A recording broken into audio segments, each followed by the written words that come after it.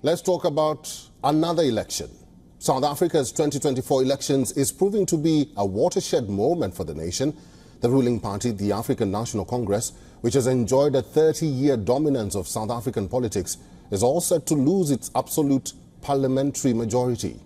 The ANC, which would have needed over 50% of all the votes to form the government on its own, has seen its share catastrophically slip down to barely 40.14%. With 97% of the votes now counted, South Africa will see its first coalition government ever. These results stand in stark contrast to the 57.5% the ANC won over the previous 2019 election cycle. Data released by South Africa's Independent Electoral Commission highlights the Democratic Alliance, or the DA, holding second place with close to 22%. But it is not the DA that has cut into the ANC's vote share.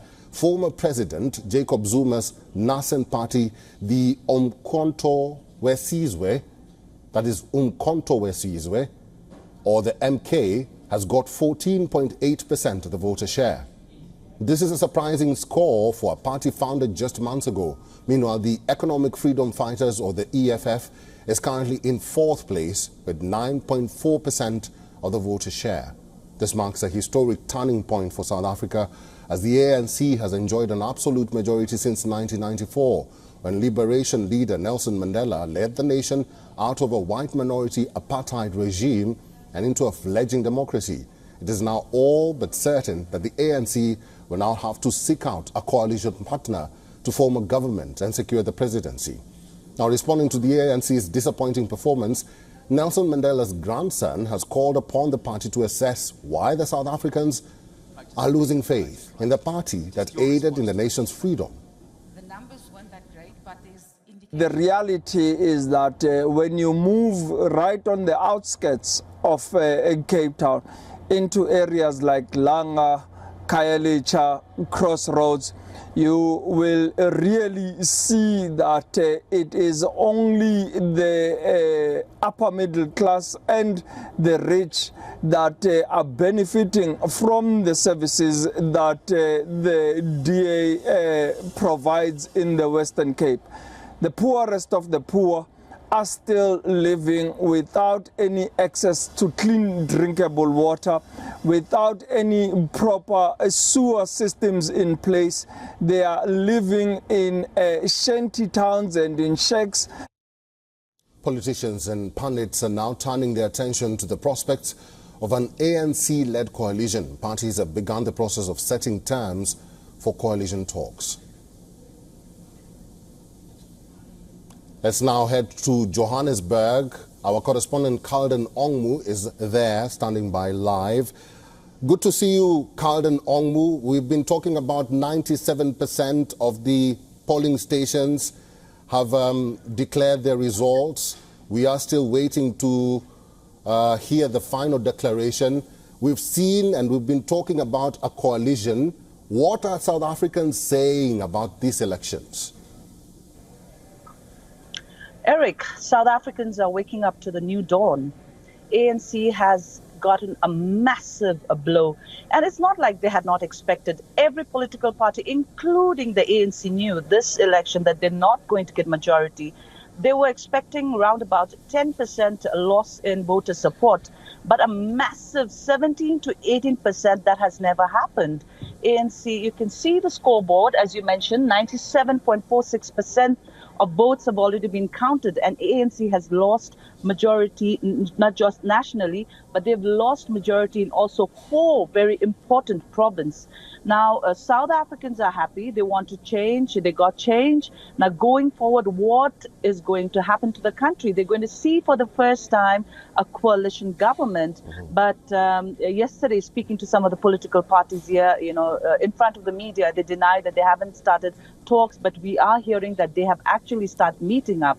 ANC's plan initially, we do know, speaking to sources, that they were thinking even if they catch hold of the 40 to 45% mark, they could easily get a backup support from the IFP and other smaller parties. But now they are sitting at the edge of 40% mark, and that's not likely to happen. We are told that ANC might go into coalition with Democratic Alliance. Right. Many may not agree. Many in the party may not agree, because if you remember, the state of the ANC currently today is not just because of its governing failure.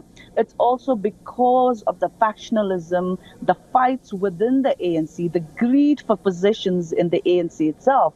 So going forward, it's not stopping. This what you see behind me on the screen, this is not just a disappointment for ANC. Now going forward, they are likely to hold their National Executive Committee meeting. The ANC leaders are going to discuss the way forward. We've been hearing that some of the top brass in the ANC might propose a recall for President Cyril Ramaphosa. But speaking to the officials that are here, ANC officials that are here at the Results Operating Center, they just say that is nonsense. They haven't yet to discuss that. But we do know yesterday ANC officials did meet. It's a very it's a serious moment for them to discuss going forward what's going to happen. Who are they going to into coalition with? Because you can see in the board, ANC have crossed the 6 million mark, but the country is still hoping that going forward, if ANC will not, even after coalition, if they do not improve themselves, if they do not, go back to the people to really see what went wrong, ANC is never going to come back, not just for this election, but also in the future. Calden, very quickly, now that we're talking about the coalition or a merger for that sake, the possible coalition partners here are DA, and we have Umkhonto weSizwe for Jacob Zuma. We also have the EFF, with all possibilities that the ANC will merge with these three parties or one of these three parties. How is the government going to function? How is the government going to look like when this merger happens? Very quickly. Well, Eric, that's the question on everyone's mind right now, except the MK, which is former President Jacob Zuma's party. No one is really happy. Only MK seems to be smiling here, even at the Rock. They are the kingmakers in this election. But, Eric, there is something update. Even before I come back to your question, quickly, I'd just like to brief that yesterday, many political parties, especially in the Western Cape province, have launched an objection to the IEC. MK has launched an objection for a recount. And on social media, I don't know if you've seen, there's a lot of evidence that these political parties are, have put it out saying that there was fraud in the counting. So many parties, except the DA in the Western Cape province, they have launched an objection seeking for a recount. So that is today what's happening, the latest. We are told MK party as well as the Economic Freedom Fighters are going to hold a press briefing, which is very important. IEC has not said anything at this given point of time. IEC did mention yesterday during the press briefing that the results will be declared within the course of the weekend. They did not mention whether it will be Saturday, today evening, or Sunday, but most people say it is likely on Sunday. Okay. But coming back to your question on how South Africans see this coalition government, South Africa has never seen that. In the local levels, local government levels, there was a coalition government, which hasn't worked very well for South Africans. But no political parties are not left with any choice but to go into coalition.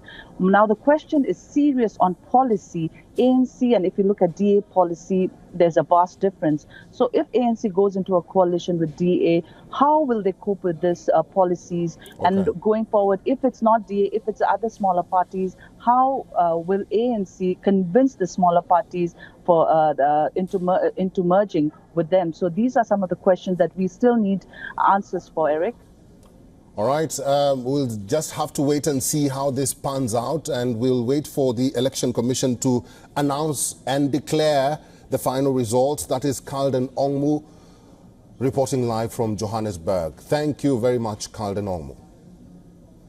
For all the latest news, download the WION app and subscribe to our YouTube channel.